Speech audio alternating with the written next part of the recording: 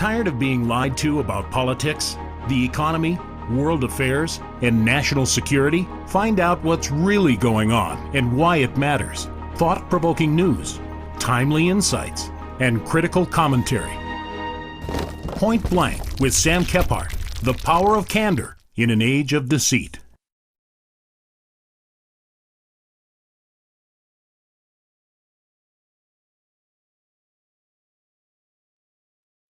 The world is confronted with several pressing issues today, quite frankly, not the least of which are the most recent election results here in the United States.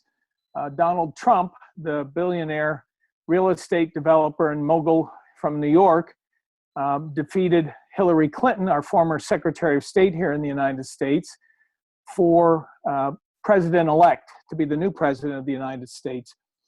And there were almost diametrically opposed, 180 degrees off, points of view for the direction of the United States. And each candidate roughly had about 45% or thereabouts of the popular vote.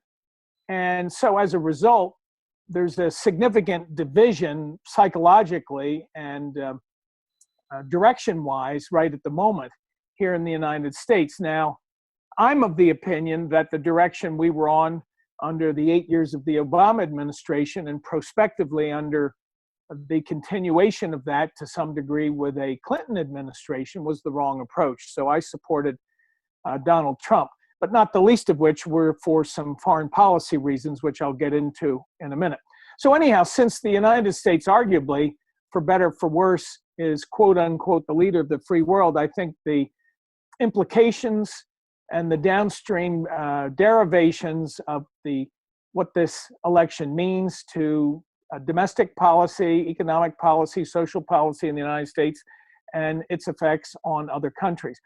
Moving to Europe, the first thing that's a huge consideration for me is the fact that the London and Wall Street derivatives mess, which we all know about from 2007, 2008, when these huge multi-billion-dollar bets or gambles were made that brought the market down about 8 years ago.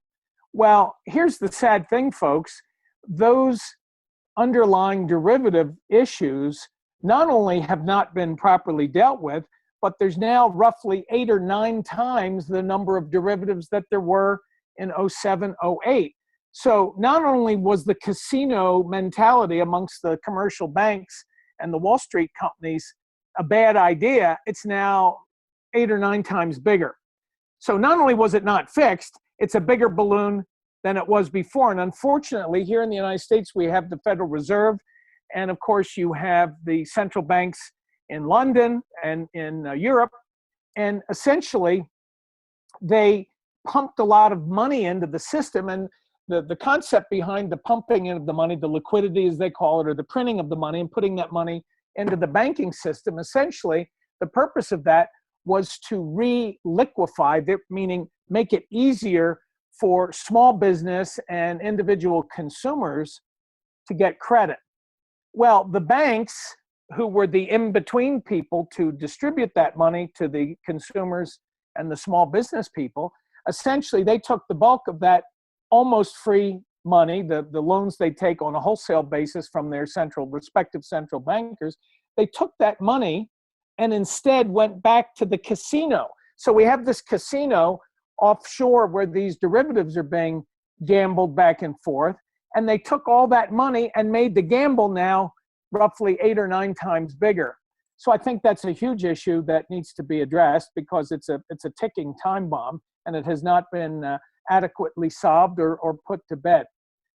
Moving a little further east, we have the issue in the Middle East. Right now, we have a war in Syria, but we also have great instability in Iraq still, in Afghanistan, and in multiple countries in the Middle East. And the American policy of going in and having regime change has really not worked out. And in fairness to President Obama, that has been a concept of regime change is really laid at the feet of the neocons. And the neocons, that's a buzzword for the continuation of the military-industrial complex that President Eisenhower warned about in his final speech before he turned the reins over to President Kennedy back in 1960. So, in any event, the neocon regime change perpetual war scheme in the Middle East has not worked. How do I know? Well, just look at it. There's not a single regime change or country that we've stuck our nose in or attacked militarily where we've been able to stand up a proper democracy after the fact. We've made things worse in every single case without exception. So that brings it forward to Syria right now, which is a major item on the news, and there's a civil war there. And there's a couple layers to this.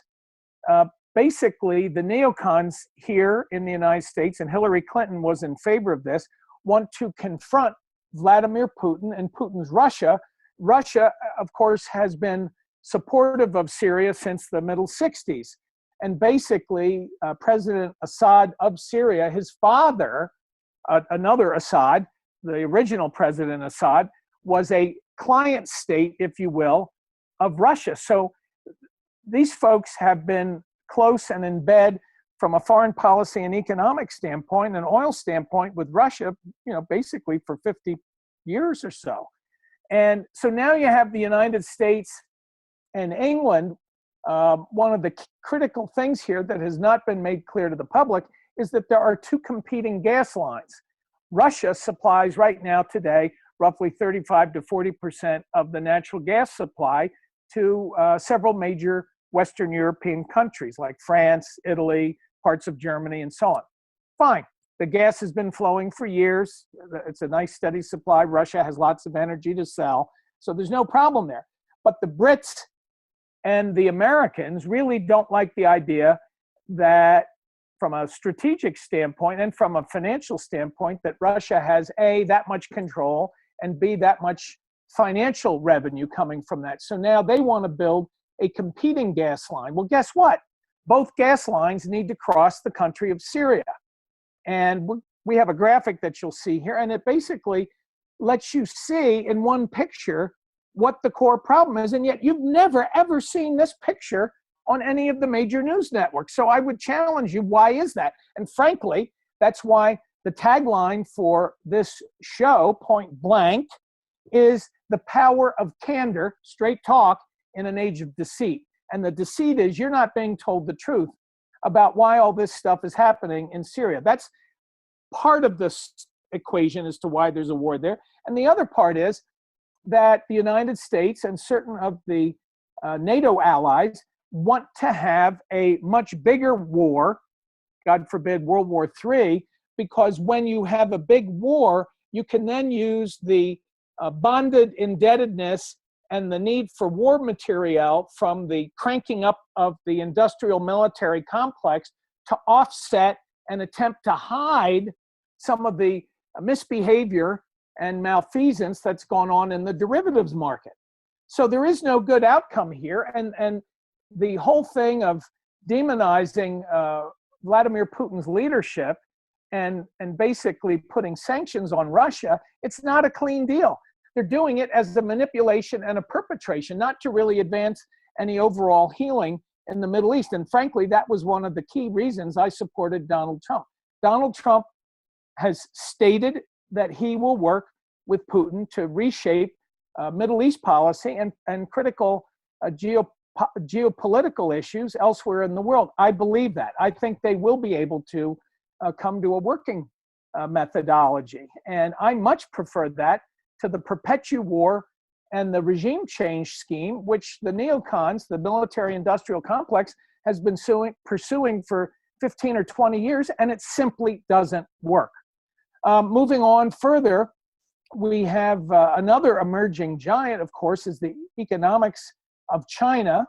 And China, now that they have benefited mightily over the last 40 years from doing business with the United States, and so many of our consumer goods come from China, that China has enriched itself to the tune of a couple $1 trillion, trillion with a T. And now that they have this liquidity, of course, the Chinese people indigenous to the country, their middle class wants and needs are going up. But more importantly, China now has the the money, and the power to field a pretty significant military. So they're building up their presence in the South China Sea. And if you look at a map, which we have here, of the South China Sea, you can see that there are major shipping routes. Well, if you think about most of the electronics and computers and consumer goods that are made either in China or Southeast Asia, something on the order of about 65 or 70%, so roughly 2/3 of all those goods, those high-value goods, cross through the South China Sea. And the United States, pretty much since World War II, has had dominance of the Western Pacific. You know, we have a fleet that's headquartered out of San Diego and Pearl Harbor, and formerly in the Philippines. And that fleet really dominated the sea lanes and protected the sea lanes of Asia and Southeast Asia. Well, now you have China building submarines. They're building huge underground facilities for those submarines. They're building artificial islands, which they're then declaring their territory because there's X number of miles, arguably from 10 or 12 out to 200, so they can extend their sea or maritime territory. You have a potentially very explosive situation coming up in with China and the whole Southeast Asia, because you have this burgeoning middle class coming from the benefit of the last 35 or 40 years of American money going over there. And now you got everybody kind of feeling their oats, and particularly China with their military capacity and, you know, the buildup of their navy. And then lastly, what I would like to address, and it's a problem both here in the United States and in Europe, but particularly in Europe right now, is the whole immigrant problem. There is a group of socialist economics and political junkies who advise governments, who feel that immigration, floods of immigration, can basically be used to cause, for lack of a better expression, political regime change within Western countries. And that if you bring enough migrants in, particularly Muslims, who are not Judeo-Christian, they have a different core religious belief system, but if you can flood Western societies, which are predominantly and historically Judeo-Christian, with hundreds of thousands or millions of Muslims, many of whom do not want to assimilate. They want to keep Sharia law being the law that they have under their own religious system and courts, a religious court, and their beliefs about women being subservient to men and so on. If you bring in hundreds of thousands or millions of indigent Syrian refugees or other Muslim refugees into Western Europe, and here in the United States, it is a disaster waiting to happen. Now, in the United States, it's happened to some degree, but nothing like what has happened in France and in Germany and in England and in Greece. I mean, you've got a real mess over there. I have a friend who is involved in Germany, and he back channels information to me, and it's just god awful. And he really feels that Germany may collapse within the next few years because of the inability to properly handle this influx of migrants. So then you say, well, you know, the German people are being good-hearted and what? No, it isn't about being good-hearted. It's intentional, because they can bring in this element, break up the traditional German society, and then you have a much more chaotic situation that's easier to control the population because everybody's screaming. And people are screaming right now. The average German citizen is fed up and very upset. So that's sort of a very quick spin around the world right now. There's some other things obviously mixing into that, but I think that's a pretty good overview. Point Blank with Sam Kephart, the power of candor in an age of deceit.